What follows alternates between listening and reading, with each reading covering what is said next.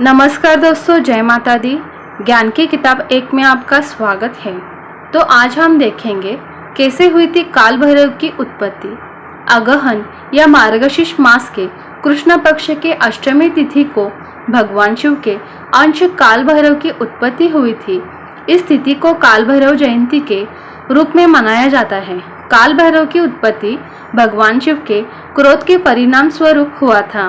काल भैरव के जन्म के संदर्भ में 2 कथाएं प्रचलित हैं। पहली ब्रह्मा जी से संबंधित और दूसरी कथा राजा दक्ष के घमंड को चूर करने से संबंधित है। आज हम आपको काल भैरव की उत्पत्ति की दूसरी कथा बताते हैं। माता सती के पिता राजा दक्ष थे। सती ने अपने पिता की इच्छा के विरुद्ध भगवान शिव को अपना जीवन साथी चुन लिया और उनसे विवाह कर लिया। उनके इस फैसले से राजा दक्ष बहुत दुखी और क्रोधित हुए। वे भगवान शिव को पसंद नहीं करते थे। उन्होंने भगवान शिव को अपमानित करने के लिए एक यज्ञ किया जिसमें सती तथा भगवान शिव को निमंत्रित नहीं भेजा।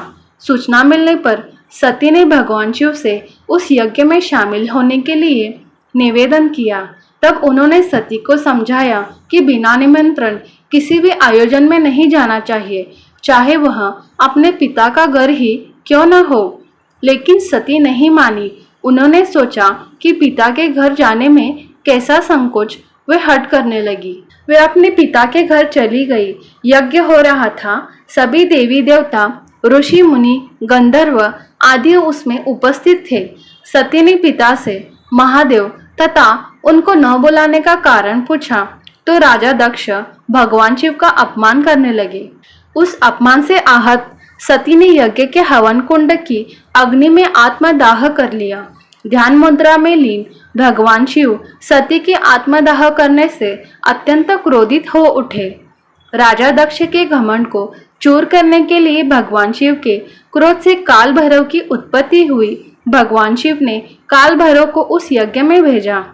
काल भैरव का रौद्र रूप देखकर यज्ञ स्थल पर मौजूद सभी देवी देवता, ऋषि भयभीत हो गए। काल भैरव ने राजा दक्ष का सिर धड़ से अलग कर दिया।